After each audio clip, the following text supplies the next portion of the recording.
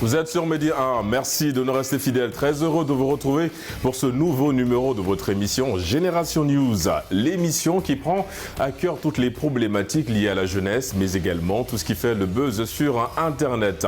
Et en parlant de jeunesse, pour la première partie, nous allons faire une sorte d'immersion dans le mouvement scolaire, on va le dire ainsi, dans des salles de classe, puisque nous allons parler de la concentration. Comment rester concentré et attentif en cours? Vous en saurez un peu plus en première partie d'émission avec mes invités du jour. Et en deuxième partie d'émission, nous allons parler du pardon ou encore des fautes avouées. Est-ce que le fait d'avouer une faute est à moitié pardonné? En tout cas, c'est le cas pour certaines personnes et pour d'autres, pas du tout. Des éléments de réponse en première partie et en dernière partie d'émission avec mes invités du jour. Ils sont là sur ce plateau. Il s'agit évidemment d'une habituée. Alimatou, vous êtes étudiante en journalisme et communication. Merci d'avoir répondu à l'invitation Génération News. Merci à vous, Alice. Nous avons également une autre journaliste et étudiante en journalisme et communication, Noëlla. Merci d'avoir répondu à l'invitation Génération News. Merci à vous. On va terminer cette phase présentation avec Jess, étudiant en droit, un habitué du plateau Génération News. Merci d'avoir répondu à nouveau à l'invitation de l'émission Génération News. Merci à vous, Aurélie. Les amis, nous allons entrer dans le vif du sujet. Alimatou, je me tourne vers toi. On va aborder tout de suite la première thématique. On va parler un petit peu de la concentration en classe. Alors, il est dit de vous, de ce qu'on a un petit peu, Alimatou, que vous êtes l'élément perturbateur. Parfois en classe, vous avez tendance un petit peu à installer un peu d'humour et tout le reste. Mais pour revenir un petit peu sur la concentration, est-ce que ça vous arrive, vous aussi, au-delà d'être un petit peu celle qui essaie d'apporter un peu de l'ambiance dans la classe, de rester totalement concentré? Si oui, comment vous y arrivez? Alors, déjà, il faudrait savoir que la concentration, quel que puisse être le milieu, est très difficile à comment dirais-je? Aller au fond de la concentration, à maîtriser? Oui, à maîtriser, c'est cela. Merci, c'est le mot. En fait, tout le monde a une manière différente de se concentrer, d'arriver à se concentrer en classe. Personnellement, ça m'est un peu difficile, surtout quand il y a du bruit ou autre chose. Ouais. Mais généralement, c'est quand le cours qui est dispensé n'est pas vraiment intéressant à mes yeux. Il y a de ces cours qui vraiment ne captent pas l'attention des étudiants ou bien des élèves. Est-ce que c'est le cours ou bien c'est le professeur ou bien l'instituteur qui n'est peut-être pas assez pédagogue en fait? Je dirais autant l'instituteur que le cours en lui. D'accord. Parce qu'il y a certaines de ces matières, on n'a pas l'impression qu'elles nous poussent vraiment à parler ou bien à participer. Et généralement, pour certains étudiants, quand ils n'ont pas la possibilité de participer ou bien de donner leur grain de sel au cours, ça devient un peu ennuyant. À la longue, on perd de notre concentration et ça finit par devenir un élément vraiment désagréable. Un élément désagréable. Est-ce que c'est le cas pour toi, Jess? La concentration en cours, est-ce que tu partages l'avis d'Alimatou ou bien tu nages à contresens? C'est un élément important déjà de rester attentif et concentré lorsqu'on est en cours. Malheureusement, beaucoup d'élèves et d'étudiants peinent à y arriver.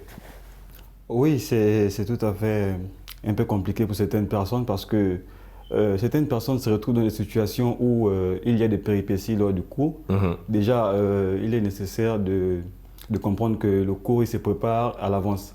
Donc au préalable, il faut préparer son cours pour ne pas être buté, si je peux le dire ainsi, lors de la séance.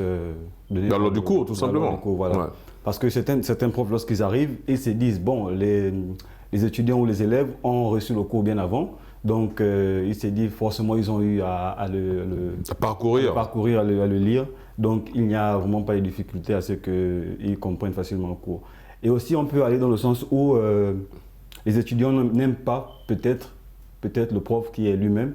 Voilà, dans sa façon de... Ah oui, ça peut aller jusqu'à la personne. Voilà. Ah ouais, d'accord. Dans sa façon de dispenser le cours, peut-être il n'apprécie pas sa façon de faire, mais le cours en soi lui-même, il peut être très important. Donc on peut être déconcentré lorsque le professeur n'est pas assez pédagogue, effectivement, lorsqu'il n'y a pas... D'accord. Est-ce que c'est le cas pour toi, ma chère Noëlla? Est-ce que ça t'arrive parfois d'être déconcentré lorsque le prof, effectivement, n'est pas assez pédagogue, ne te donne pas le maximum d'informations, ou bien n'arrive pas à captiver ton attention? Bon, moi, je dirais pas tant dans la pédagogie, Ouais. mais personnellement, pour me concentrer dans le cours, c'est nouveau pour moi en fait. D'accord. Donc, Plus c'est nouveau, plus ça te donne envie voilà, de comprendre et d'être connaître, concentré. Voilà. D'accord. Ouais. Et premièrement, moi, ce que je fais avant de me rendre au cours, je m'imprègne de la matière, c'est-à-dire je fais des recherches à l'avance et tout. Et après, une fois arrivé en classe, selon les dires du prof et tout, je me retrouve. Après, en fait, je pourrais avoir des réponses en avance et ça me motive encore à plus me donner à fond dans le cours. Et comment tu évites la concentration pour rester attentive en classe? Évidemment qu'il y a toujours un petit peu, on a tous été des éléments perturbateurs, d'ailleurs c'est pas une bonne chose pour les élèves et les étudiants qui nous regardent, mais comment tu arrives à rester vraiment attentive et ne pas céder à la déconcentration? Bon, c'est comme je l'ai dit, pour rester concentré de base, moi personnellement j'aime l'école, voilà, c'est déjà ça. Ouais. J'aime l'école et lorsqu'il y a un truc, soit que ce soit nouveau ou pas, bah ça je l'avais perçu, mais quand je parle de déconcentration, c'est des éléments perturbateurs. On a toujours la copine qui va t'appeler, qui va dire mais là tiens regarde la dernière vidéo de notre star et tout, ou bien on va t'appeler tout le temps, ou t'envoyer des SMS, tu es sur ton téléphone, parce que bon voilà, il y a la copine qui te raconte une histoire assez personnelle. Donc, mais comment toi tu arrives à gérer tout ça, tous ces éléments perturbateurs quand tu es en cours? Bah, je me fixe juste des limites en fait. D'accord. Lorsque nous sommes en cours, il y a certaines choses que j'accepte, que j'adhère. Et lorsque nous sommes dehors, c'est un peu comme foyer et profession. D'accord. Donc, Ok, si tu arrives à faire la part de choses en fait. Voilà, j'arrive à faire la part de choses. D'accord. Alimatou, comment aujourd'hui redonner effectivement goût à ces élèves, à ces étudiants qui malheureusement versent un petit peu dans la déconcentration choisie, on a envie de le dire ainsi, parce qu'il y a des élèves qui acceptent volontairement d'être déconcentrés, de ne pas suivre un cours. Vous avez eu à énumérer certains faits, le fait effectivement que le professeur ne soit pas assez pédagogue ou bien le cours n'est pas assez intéressant. Mais est-ce que pour un élève déjà c'est pertinent d'être sélectif dans le choix des cours? Alors, il faudrait savoir que les élèves ou bien les étudiants n'ont pas généralement le choix. Parce que quand on s'inscrit pour un cours, on doit le suivre, quel puisse être son intérêt. Parce que ce qui doit nous motiver en fait, ce sont les notes de fin d'année. Est-ce qu'on passera en classe supérieure Exactement. ou pas? Ouais. De ce fait, il y va de notre personne, d'accepter en fait la personne qu'on a en face de nous, qui soit notre professeur, ou bien notre instituteur, ou bien le cours même. Parce qu'il y a certaines matières, on est d'accord que ça ne va pas forcément avec ce que nous voulons faire à certaines heures, mais il faut l'acceptation. Il faut parfois savoir se résigner, savoir dire ok, je vais continuer même si ça ne me plaît pas. Il faut savoir se motiver parce que c'est nous-mêmes qui pouvons nous motiver en fait avant que les autres ne puissent le faire. Aussi, il y a la participation du professeur.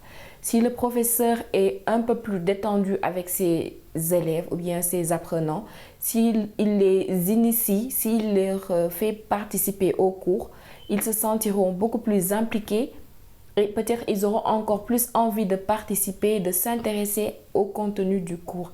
Là, la concentration viendra de manière naturelle. Oui, mais c'est vrai que la petite parenthèse du prof également qui doit essayer d'emmener ses élèves ou ses étudiants à être un peu plus participatifs au cours, c'est assez intéressant. Mais il y a un autre problème, c'est souvent les parenthèses ouvertes par nos chers professeurs lors des cours qui ont tendance aussi parfois à déconcentrer un petit peu. Noëlla t'en parlait en off. Effectivement, est-ce que c'est le cas vraiment pour toi? Ça te déconcentre le fait que pendant le cours, le professeur mette une petite parenthèse qui n'a rien à voir évidemment avec le cours dispensé? Ça déconcentre? Effectivement, il y a des concentrations du fait déjà qu'il sorte de ce qu'il a donné comme contenu du cours. Est-ce que c'est pas stratégique à l'image de ce qu'Alimatou vient de dire? C'est peut-être un moment aussi de vous montrer qu'on est ensemble et que ce cours, on peut effectivement dispenser ce cours ensemble.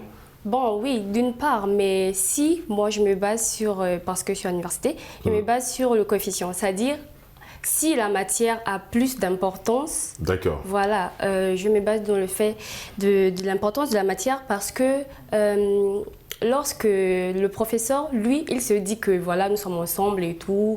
On peut partager des histoires. Des histoires, voilà. Ouais. Bon, ça, c'est selon. Ça, c'est. Je sais pas si ça fait partir de. Non, c'est pas dans le cours. D'accord. Mais il y a d'autres, en fait, qui le font abusivement parce que je sais pourquoi je dis que voilà, peut-être ça fait partie du cours.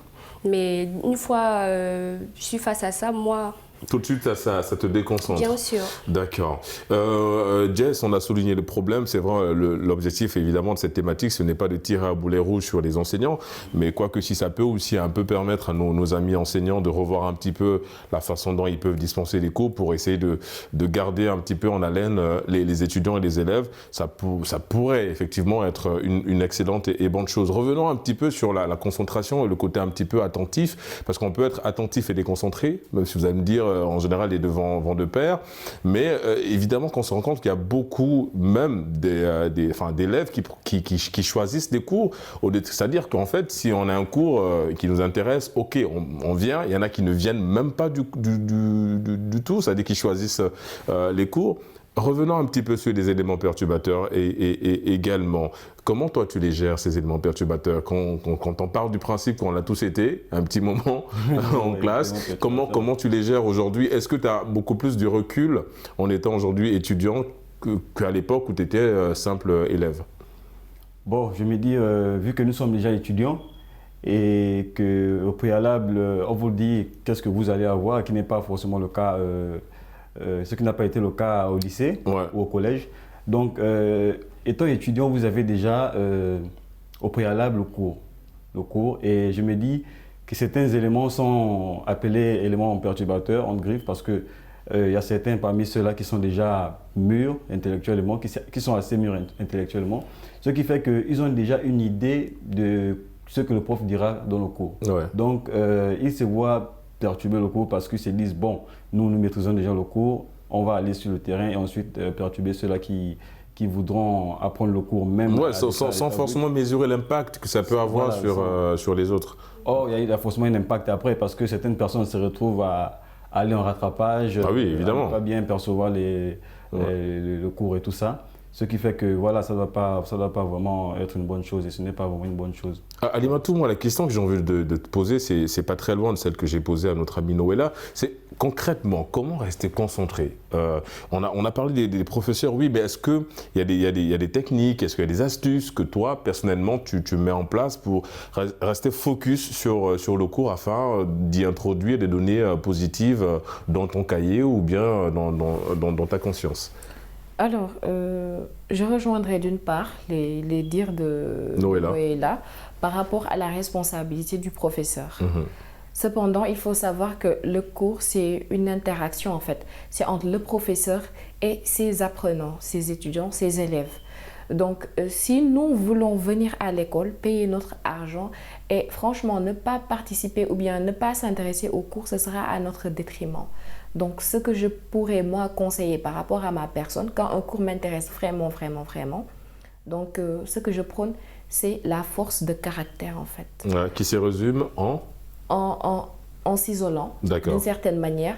Ne pas avoir l'oreille trop légère par rapport à ce que nos camarades, peut-être qui sont en train de perturber, je dirais, sont en train de dire ou bien sont en train de faire.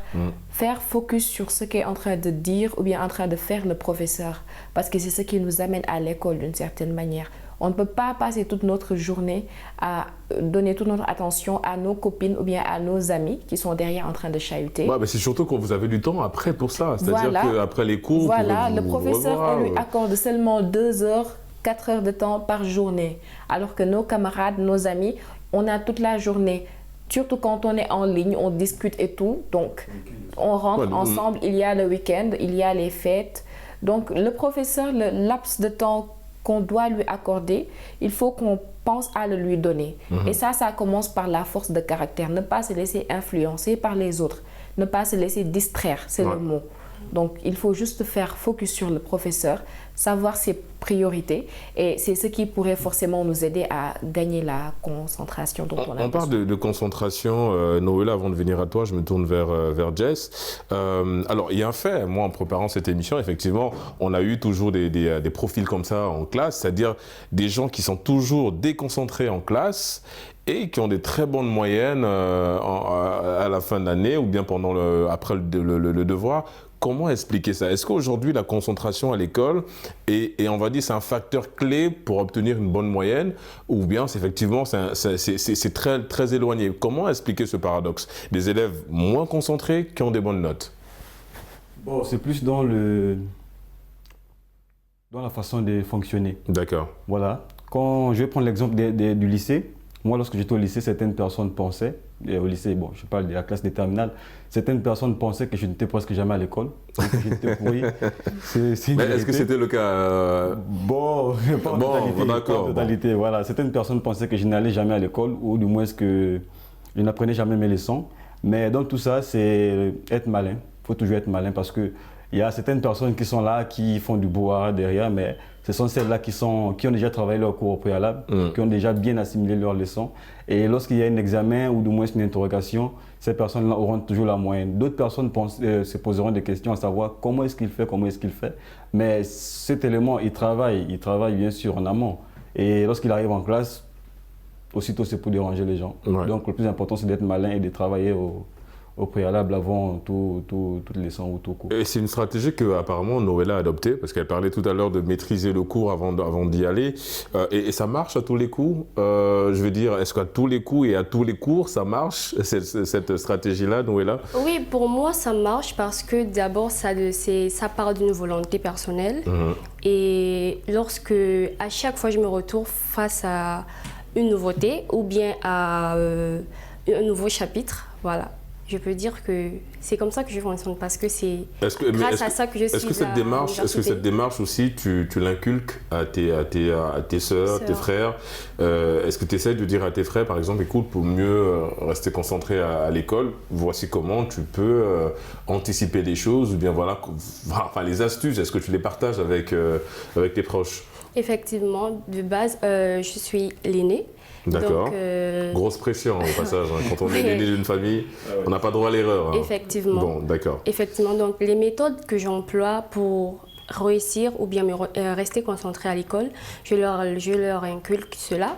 Des fois, j'impose d'aller étudier un petit truc, des petites tactiques du genre s'il y a un truc à la télé, je pose une question et voilà. C'est un peu comme ça que on va joindre l'utile à l'agréable en même temps. D'accord.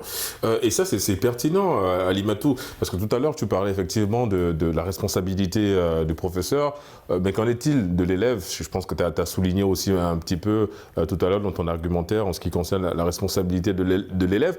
Est-ce que le fait aujourd'hui, parce que moi, en préparant cette émission, il y a un point qui était super intéressant, qui a été effleuré par notre amie Noëlla, c'est joindre l'utile à l'agréable. Est-ce qu'aujourd'hui, la pédagogie voudrait aussi qu'on insère un petit peu du divertissement pour que les gens soient mieux concentrés? On voit que ça marche avec les plus petits, hein, en général, avec les enfants, nos petits frères. Plus on ajoute un peu de concentration et de divertissement, le cocktail est plutôt bon. Est-ce que ça aussi, il faut l'adopter? Il faut fournir ce cocktail-là et l'offrir aux étudiants qui veulent bien, évidemment, le boire? Alors déjà, il faudrait savoir que autant les matières diverses, autant la manière de les aborder diffère également. Excusez-moi. Par exemple, si aujourd'hui je dois faire des matières qui demandent énormément de concentration, les mathématiques, par exemple, faire court. Voilà. Ouais. Ou bien je prendrai mon exemple, si je dois faire économie, si je dois faire statistique ou bien comptabilité, ça demande encore plus de concentration et beaucoup moins de divertissement qu'une matière. Comme la philosophie. Voilà, comme la philosophie ou bien comme l'histoire-géographie par exemple. Parce que ce sont des matières de notre vécu. C'est quelque chose qu'on a vécu au quotidien, quelque chose du genre. Donc, on peut joindre le divertissement à ces matières-là. Par contre, il ne faudrait pas penser à l'ajouter partout. Parce que ça pourrait être un cocktail, oui, mais un cocktail Molotov. Molotov, voilà.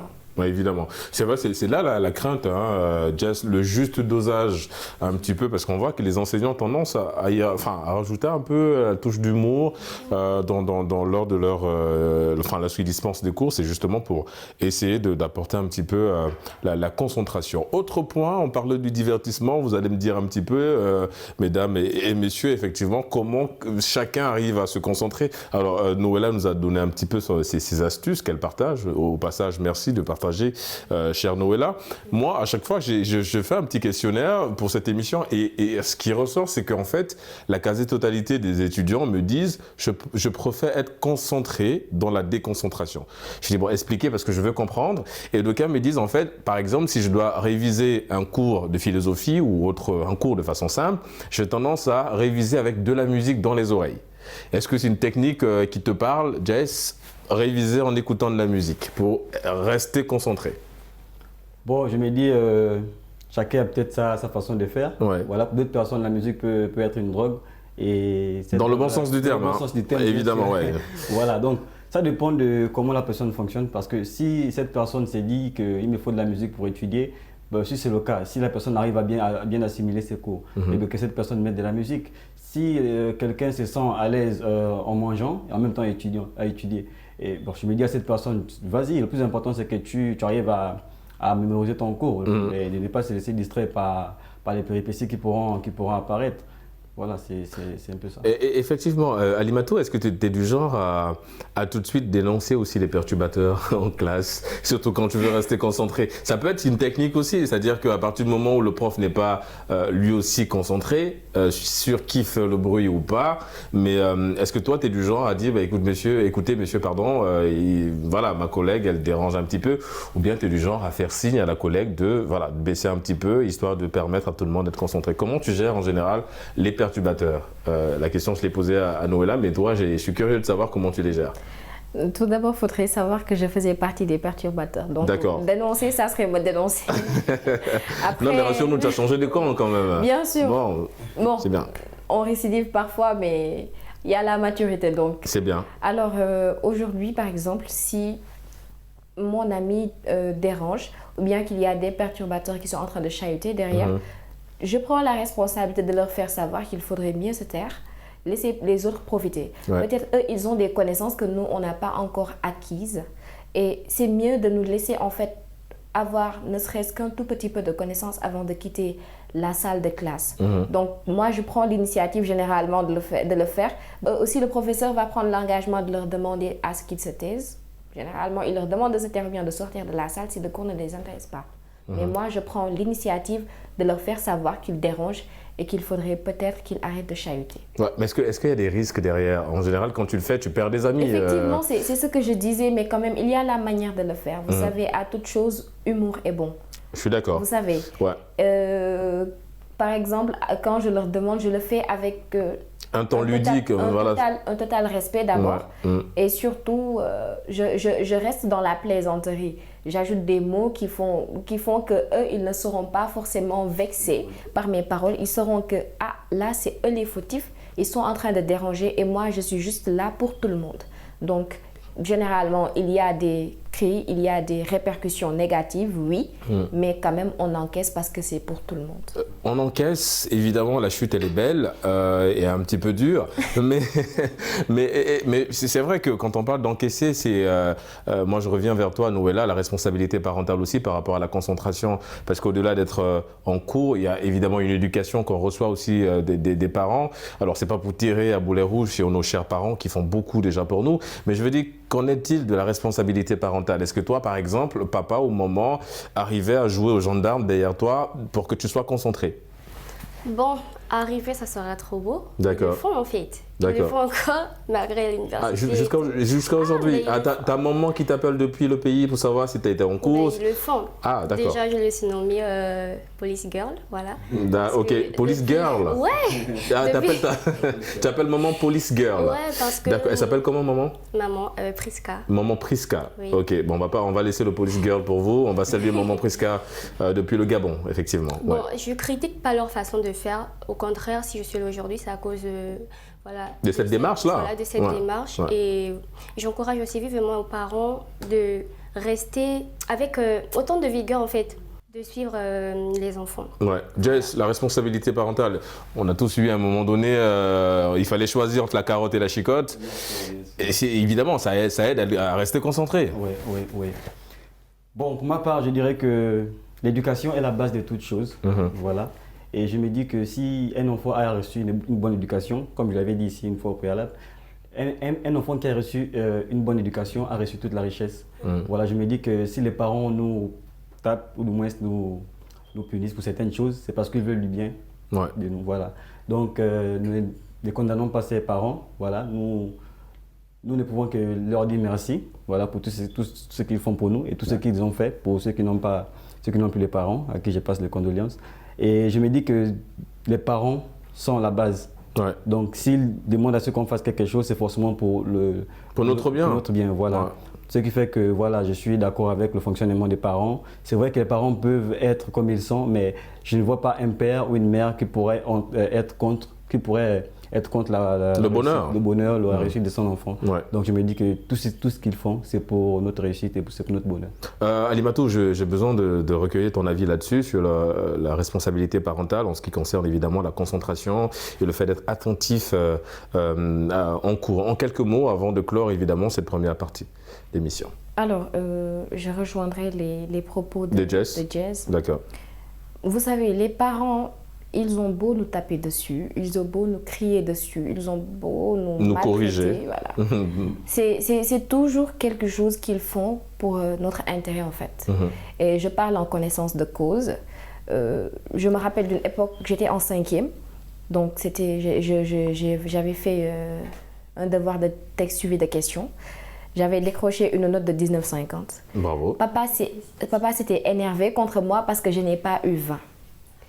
Il s'était énervé contre moi et il sait en fait le lien que nous avons tous les deux. Donc ça m'a vraiment fait mal. Je me suis dit que je vais tout faire pour que la prochaine fois, il soit fier de moi. Et effectivement, ça a payé. Parce que le devoir qui a suivi, j'ai décroché en effet la note de 20 sur 20. Et ce qui est bien, c'est que tu as avoué quelque chose. Et en parlant de avouer, on marque une courte pause. On se retrouve dans une poignée de minutes pour la deuxième et dernière partie d'émission. À tout de suite. De retour sur le plateau de Génération News pour la deuxième et dernière partie d'émission.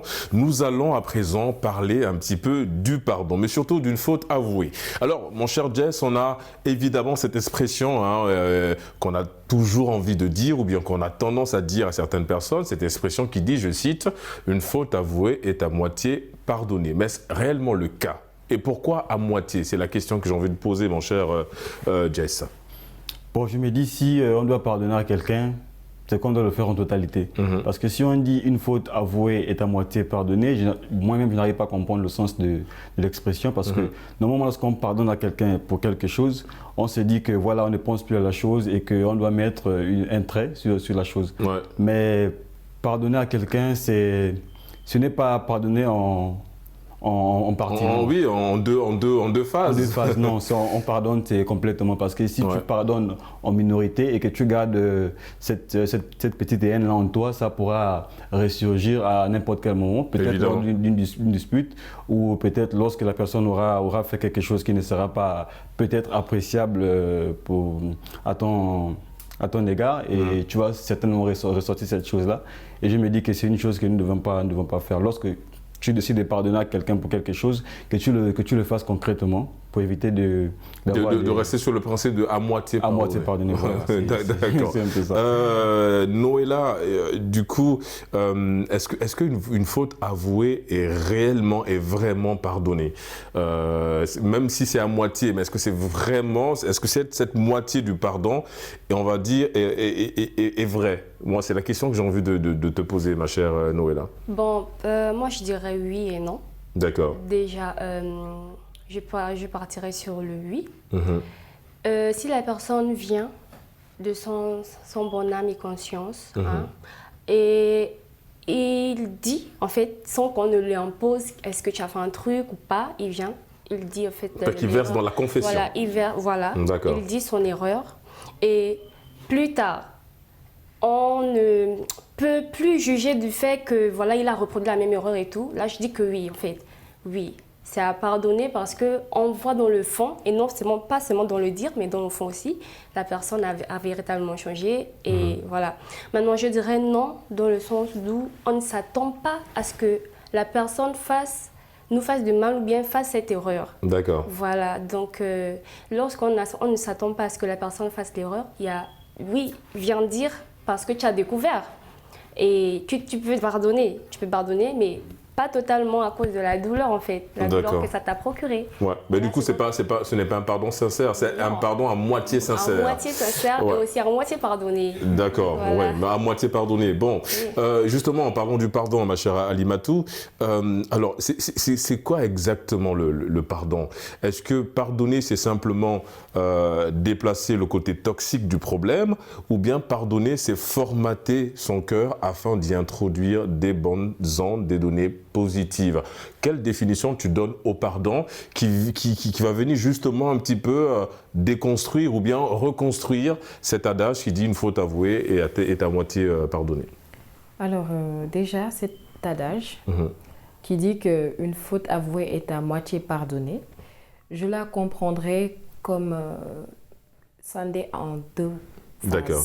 Okay. D'abord, la première phase serait celle de comprendre en fait la personne, la faute qu'elle a commise, voyez-vous. D'où la confession voilà. Soulignée par Noëlla. En fait, quand on vient à confesser, quand on a le courage de confesser la faute ou bien l'erreur qu'on a commise à la personne à laquelle on l'a faite, la première phase, la moitié du pardon, c'est la compréhension de cette personne à qui on a infligé une quelconque douleur. Ensuite, la deuxième phase, c'est que cette personne accepte de vous accepter à nouveau. Ouais. Accepte votre pardon. Voilà, accepte en fait de mettre de côté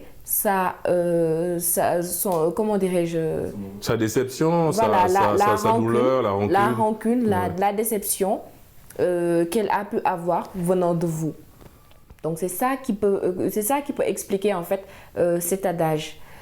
Après, le pardon, pour moi, il doit être total, en fait, de manière subjective plutôt. Le pardon doit être total. Quand on décide de pardonner à la personne, il ne faut pas lui dire « d'accord, je te pardonne » de manière superficielle et que demain, on vienne à lui rappeler l'erreur que la personne a faite ou bien que la faute qu'elle a commise, tout le temps lui répéter tout le temps. Moi, je pense que ça, c'est pas du pardon.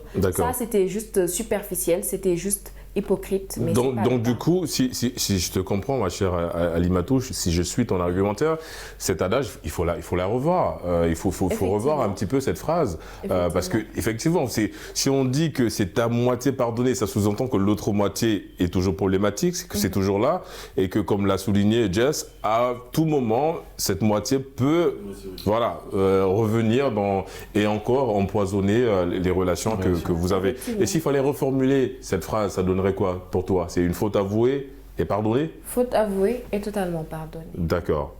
Effectivement. Ouais. Bon, voilà. Jess, pareil?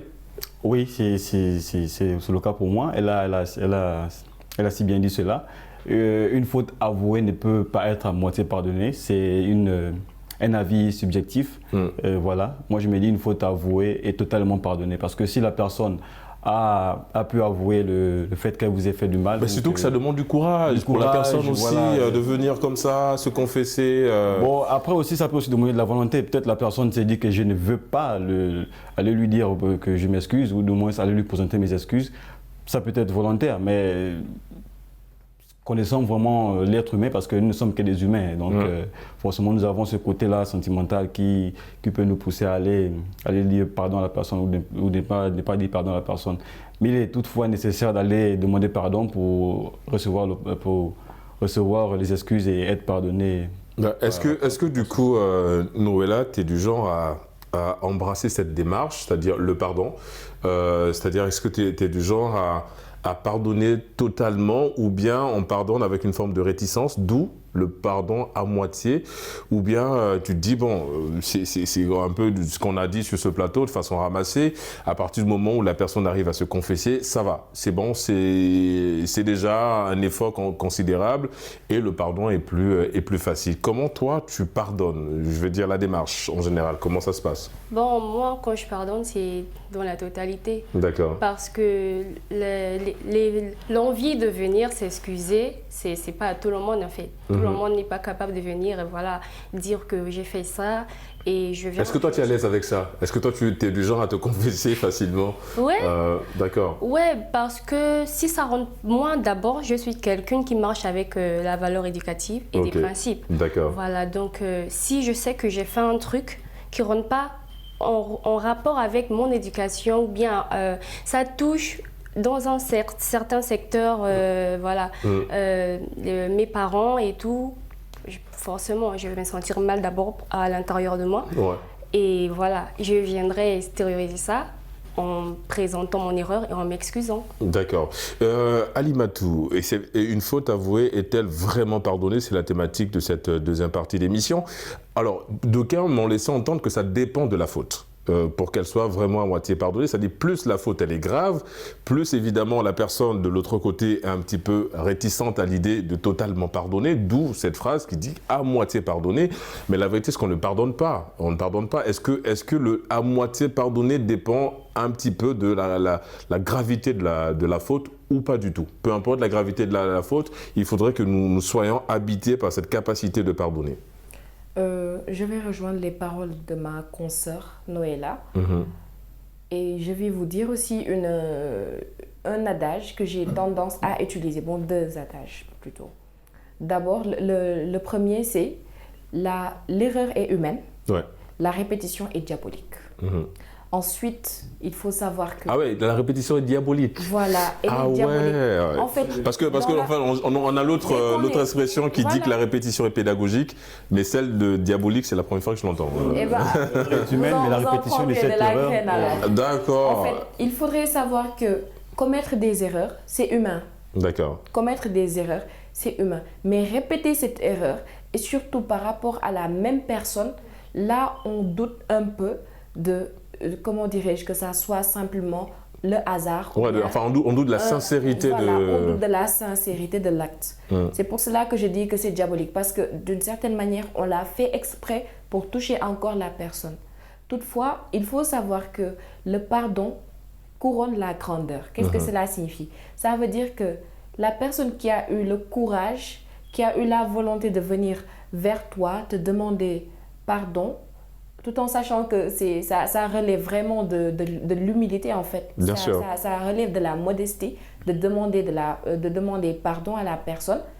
Toi aussi, il faut savoir s'abaisser, il faut savoir être modeste, il faut savoir être humble et pardonner à la personne, passer à autre chose. C'est vrai que le pardon dépend du degré de la faute, mais aussi notre grandeur, notre degré de grandeur dépendra de notre possibilité à pardonner à cette personne d'avoir commis une quelconque erreur envers nous. Plus l'erreur est grande, plus notre degré de bonté, de grandeur grandira quand on pardonne à la personne. Ah, c'est très joli ça. C'est magnifique, hein. Rien à dire. Effectivement, ça reste des points difficiles à appliquer, Jace. Chez certaines personnes, c'est difficile de percevoir même ces notions, ces points très très sensibles mais importants chez l'autre en général, parce qu'on a l'impression que plus tu viens te confesser, on te voit comme le point faible, on te voit comme une personne de faible. Ça va être difficile effectivement de corriger un petit peu ça, cette perception de la confession chez beaucoup de personnes. Bon oui, je me dis aussi que c'est à cause du fait que donner le pardon à quelqu'un, c'est-à-dire accorder le pardon à quelqu'un, ça peut remettre en cause le fait que la personne ne pardonne pas en totalité, parce que derrière cela, on se dit peut-être que la personne a commis la faute, mais pourquoi l'a-t-elle faite? Dans quel but? Et aussi, on ne pardonne pas facilement parce que... parce que c'est la question, est-ce que le pardon se donne ou bien le pardon se mérite? Et comment ça se mérite Bon, je dirais que le pardon se mérite par les actes qui viennent après avoir reçu le pardon. C'est-à-dire, si moi je te pardonne, je verrai comment tu te comporteras ensuite par rapport au geste que tu as eu à faire. Et si le geste est répétitif, là on comprendra que ce n'était plus une erreur. Ouais, ça devient diabolique, comme l'a souligné Alimatou. Voilà, ça devient une répétition et on comprend que tu ne l'as pas fait par erreur, mais par volonté. Et ça revient au fait que la personne ne pardonne pas en totalité, mais en minorité. Et on comprend aussi que dans ce sens-là, si la personne a reçu le pardon et que cette personne arrive à fonctionner normalement, c'est-à-dire par rapport au geste qu'elle a fait, elle s'aligne et elle est déjà dans les bonnes normes avec la personne à qui elle a fait du mal, on comprendra que le pardon peut être total dans les relations qu'ils auront. Effectivement, très très bien, belle analyse. Alimatou, je me tourne vers toi avant de donner la parole à notre amie Noëlla. On parle un petit peu de la perception, le ressenti de cette faute avouée et qui pourrait être à moitié pardonnée ou totalement pardonnée. Est-ce que la sensibilité de la faute avouée dépend de certaines situations? Par exemple, dans la famille, s'il y a une faute avouée de ton petit frère ou de ta petite sœur, est-ce que tu seras plus sensible à celle-là qu'une faute avouée par une copine, par exemple? Généralement, excusez-moi, je ne fais pas de différence en fait. D'accord. Par rapport à la faute. Que ce soit une amie, que ce soit quelqu'un de la famille, que ce soit un inconnu par exemple. Si une personne me fait du tort et que cette personne s'excuse sincèrement, ce que je verrai en fait, ce n'est pas l'affinité que je partage avec cette personne, c'est plutôt la sincérité, c'est plutôt la vérité, la véracité plutôt des paroles de la personne. C'est ce que je verrai et c'est ce que je mettrai en avant. En fait, toi, tu es dans la philosophie, je n'entends pas ce que je ne vois pas ce que tu fais, j'entends ce que tu dis. Effectivement. D'accord. Donc, généralement, je ne fais pas de différence entre qui m'a causé du tort ou qui s'est sincèrement repenti. Ce que je fais, c'est je généralise. C'est cette personne qui m'a causé du tort. Cette personne s'est sincèrement excusée. Je vais pardonner à cette personne sincèrement. Et pas à moitié. Et pas à moitié, mais totalement. D'accord. Effectivement, je pense que tu l'as souligné également, il est peut-être temps pour nous de revoir un peu certaines expressions, en l'occurrence celle-là, parce qu'elle prête à confusion. Parce que évidemment, quand tu dis à quelqu'un, ok, je te pardonne à moitié, moi je suis curieux de savoir l'autre moitié dépend de quoi et quels sont les critères qui remplissent évidemment cette autre moitié pas du tout pardonnée, en tout cas pour le moment. Alors, d'aucuns disent également que pour éviter de se retrouver dans cette situation-là, Noëlla, une situation une faute avouée est à moitié pardonnée, l'idéal serait de ne pas commettre de faute, tout simplement. Mais évidemment, Alimatou l'a souligné, on est humain, on est appelé à faire des erreurs. Est-ce que c'est quelque chose que tu comprends aussi, que tu mets forcément dans le pardon? Tu te dis, bon, ça peut arriver à tout le monde de faire une erreur. Est-ce que toi également, tu pardonnes difficilement ou bien, difficilement ou facilement? Et dans le difficilement, c'est-à-dire, est-ce que tu prends beaucoup plus de temps avant d'accorder ton pardon à une personne? Bon, déjà, lorsqu'on parle d'erreur, lorsqu'on parle d'erreur, c'est qu'il y a eu pensée, il y a eu réflexion dans la chose. Bon, concernant le pardon facile, moi, je veux dire, ça dépend des cas. Ça dépend des cas, comme l'a souligné ma Alimatou. Alimatou. Oui, mais toi, quels sont les cas où tu pardonnes difficilement? Difficilement. Ouais. C'est quand la blessure est profonde, quand Oui, mais comment tu arrives à... Justement, parce que moi je suis curieux, si tu pardonnes difficilement et facilement, quelles sont les situations dans lesquelles tu estimes que là, le pardon prendra un peu plus de temps? Moi, j'ai tendance à pardonner facilement. D'accord. Moi, je pardonne facilement parce que je me dis que je ne suis pas parfaite, que moi aussi, je commets des erreurs que d'autres ne supportent pas, mais lorsque je vais vers eux, je présente mes excuses. Voilà, ils me les pardonnent. Je ne sais pas si c'est totalement ou à moitié, mais... Non, tu as dit que tu ne pardonnes pas à moitié, donc... Donc moi, je pardonne facilement. D'accord. Voilà. Lorsque la personne vient, voilà, je jauge un peu la situation. Est-ce que si j'étais à sa place, j'allais faire la même chose? Est-ce que il aurait dû réagir comme ça? Il n'aurait pas pensé à voir la personne avec qui, ou bien ceux qui sont avec lui. Voilà, en fait. Donc tout ça là, je jauge en même temps. Plus il dit, plus en fait, je crée. Voilà. En fait, tu notes tout ça et en fonction de ça, tu fais un petit... Si je dois pardonner véritablement, mais sincèrement, moi, je pardonne. Hein. Je pardonne facilement. Le pardon facile, Alimatou, est-ce que c'est pas un piège quelque part? C'est-à-dire, on se dit, plus on pardonne vite et facilement, l'expression, je vais l'utiliser, ton expression, je trouve ça drôle, mais en même temps pertinente, pardon. En parlant évidemment de cette répétition qui devient diabolique, est-ce que le fait justement de pardonner facilement, ce n'est pas prendre le risque de se retrouver dans ce cercle vicieux de la répétition diabolique? Alors, ça dépendra de la personne et toujours ce que j'aime utiliser comme mot, la force de caractère. Ouais. Vous savez, si aujourd'hui, par exemple, Noëlla vient à m'offenser et que je sais que c'était une erreur de sa part, donc elle a commis une faute, tout le monde en commet plutôt, j'en commets, donc je pardonne. D'accord. Par contre, si ça revient encore une fois, là je saurais que c'est fait exprès, parce que c'est fait encore une fois à ma personne, elle commet encore la même erreur et c'est toujours la même personne qui commet la même erreur. Donc, du coup, moi, la question, désolé de t'interrompre, ma chère, du coup, la question, celle posée à Noëlla, je te la retourne. Est-ce que toi, tu es du genre à prendre du temps avant d'accorder le pardon? Et ça prend du temps, le pardon, chez toi? Non, ça ne prend pas de temps. D'accord. Ça ne prend pas de temps. Toujours, je sais que moi aussi, si je viens à offenser la personne, j'aimerais qu'on me pardonne et qu'avec cette personne, on passe à autre chose, qu'on ne reste pas dans le piège de l'ignorance ou bien de cette animosité. J'aimerais bien passer à autre chose avec la personne. Donc, si une personne m'offense et qu'elle vient demander pardon sincèrement, je me dirais toujours, mais pourquoi pas? Déjà, je n'aime pas m'attarder avec des détails. Je le répète encore une fois, je suis très minimaliste, autant dans ma façon de vivre que ma façon de voir les choses. Donc, si une personne m'offense et qu'elle se repentit vraiment, je me dirais, mais pourquoi m'attarder à en faire tout un plat, comme on dit, ou bien à en faire tout un plat. Donc, je peux pardonner à la personne. Toutefois, ce n'est pas toujours.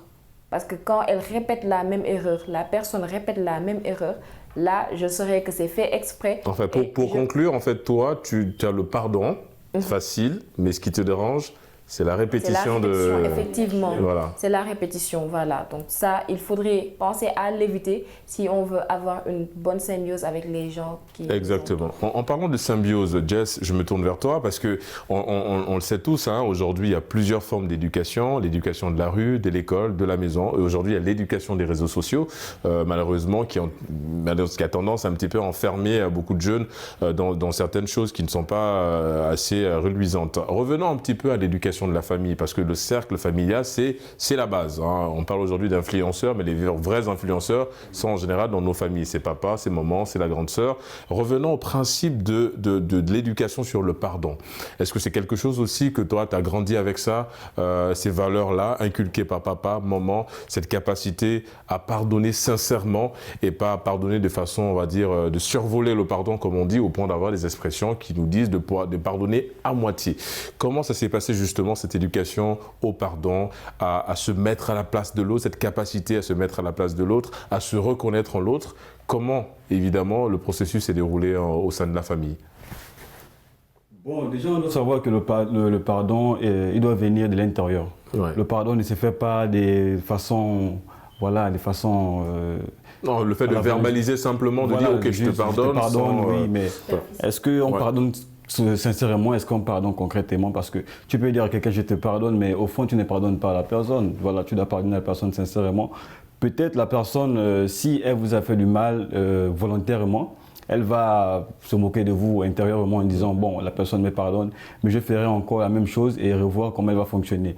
Donc je me dis peut-être il faut aussi, comme nos parents nous l'ont donné, peut-être il faut aussi sensibiliser. Voilà, lorsque tu pardonnes une personne et que la personne se dise oui, j'ai reçu le pardon, peut-être dire à cette personne que voilà, je t'ai pardonné, mais essaie de ne pas refaire la même chose avec d'autres personnes pour éviter que ça ne puisse créer des impacts peut-être sur ta vie ou sur ton carnet d'adresse peut-être. Voilà, donc conseiller cette personne en disant ce que tu as fait n'est pas bien. C'est vrai, je te pardonne parce que je suis un humain, nous ne sommes que des humains et on doit comprendre cela. Je te pardonne, oui, mais est-ce que si c'était quelqu'un d'autre, par exemple ton ami qui est ailleurs, ton père ou ta mère, est-ce qu'elle t'aurait vraiment pardonné par rapport à l'acte que tu as posé? Donc je me dis que ces personnes-là doivent d'abord faire une remise en cause. Est-ce que si on m'avait fait cela, j'aurais pardonné? Oui, la capacité de se mettre à la place de l'autre, soulignée par Noëlla. Voilà, pouvoir donner le pardon à la personne par rapport à ce que j'ai reçu comme douleur, voilà. C'est par rapport aux erreurs que nous faisons. Nous sommes des humains, nous faisons tous des erreurs, mais il faut savoir comment faire ces erreurs-là et à qui faire ces erreurs-là. Parce que tu peux te retrouver face à une personne à qui tu fais du mal aussitôt et cette personne interagit aussitôt. Peut-être te mettre un coup ou soit te sortir des paroles qui pourront te blesser en retour. Et voilà, ça va susciter un conflit émotionnel ou un conflit relationnel. Voilà. Et comment est-ce que, Alimatou, est-ce que tu t'es déjà retrouvé dans une situation un peu similaire décrite par notre ami Jess, c'est-à-dire en fait avec une copine, le pardon a eu du mal à passer et effectivement c'est cette répétition-là. Est-ce que tu es du genre à couper les ponts ou bien tu laisses le temps installer autre chose, mais des choses plutôt positives? Vous savez, enfin ça va devenir une répétition peut-être, mais je ne m'encombre pas de détails ou bien de problèmes. Je préfère les éviter. Totalement. Voilà. Totalement. Je préfère éviter les problèmes. Je m'explique. Aujourd'hui, par exemple, si une copine, déjà qui se dit être sincère, me blesse une fois et que je lui accorde mon pardon, moi, ce que je retiens, c'est que cette personne va apprendre de cette expérience. Oui, mais si cette personne arrive à refaire la même chose 2-3 fois... Voilà, j'en viens en fait. Si cette personne vient à répéter ces actes, moi, je préfère l'écarter de ma vie. D'accord. Parce qu'une personne qui fait exprès de répéter les mêmes choses à chaque fois, de me blesser, ce n'est pas vraiment une personne que je peux considérer comme une personne qui m'aime. Sincère, ouais. Comme une personne qui m'aime, comme une personne sincère. Alors, je préférais l'éloigner, l'évincer, l'isoler de ma vie. Je pense que c'est la meilleure solution en fait. Parce que ça nous aide à nous éloigner de tout ce qui peut être toxique pour nous. Ouais, effectivement, parce qu'on est parti du principe que avant de pardonner à l'autre, il faudrait qu'on arrive à se pardonner soi-même. Parce qu'il y a des actes qu'on va poser forcément qui vont peut-être demander le pardon. Et je pense que même les psychologues utilisent cette stratégie, cette technique qui consiste à se pardonner soi-même d'abord, d'accepter le fait que nous ne soyons pas responsables de beaucoup de choses. Aujourd'hui, si ma copine ne me parle plus pendant 2 mois ou 1 mois, je parle du principe que ce n'est pas de ma faute. Il faut toujours avoir cette capacité à mettre les choses en place. On va évoluer un petit peu dans la thématique, les amis, si vous le voulez bien. Noëlla, on a parlé effectivement du pardon, on a parlé de beaucoup de choses. Est-ce que toi, tu es du genre, parce que Jess a souligné la sensibilisation, est-ce que toi, tu es du genre à aller vers les autres pour parler un petit peu de l'importance du pardon? Pourquoi c'est important de pardonner, ou bien tu estimes que les conséquences conseillent mieux que les conseils? Bon, de base, moi, je ne me mêle pas trop de la vie privée de ceux qui me sont proches ou de mes amis. Hein.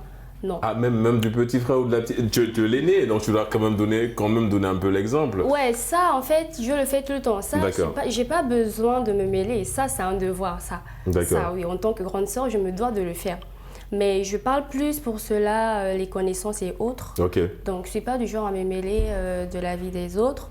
D'accord. Mais si c'est pour donner des conseils sur le pardon, si la personne se sent me fait confiance et se dit que voilà, je peux lui expliquer la situation par laquelle je traverse. Et à partir de là, tu peux facilement pardonner la personne. Et la thématique, elle est pertinente, hein, les amis, mais malheureusement, nous sommes arrivés au terme de cette émission.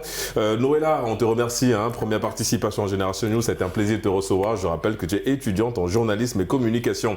Alimatou, toujours un plaisir, évidemment. Moi, je t'aurais même appelé la philosophe. En tout cas, merci d'avoir participé à Génération News. Deuxième participation, effectivement, étudiante en journalisme et communication. communication. Jess, Génération News, évidemment, c'est ta maison. Tu reviens quand tu veux. Plusieurs participations à l'émission. Étudiant en droit, merci évidemment d'avoir répondu à l'invitation Génération News. C'est la fin de cette émission. Merci de l'avoir suivi. On se donne évidemment rendez-vous samedi prochain pour d'autres thématiques liées à la jeunesse. Et d'ici là, n'oubliez pas, quoi qu'il arrive et quoi qu'il advienne, gardez le sourire en compagnie de nos programmes.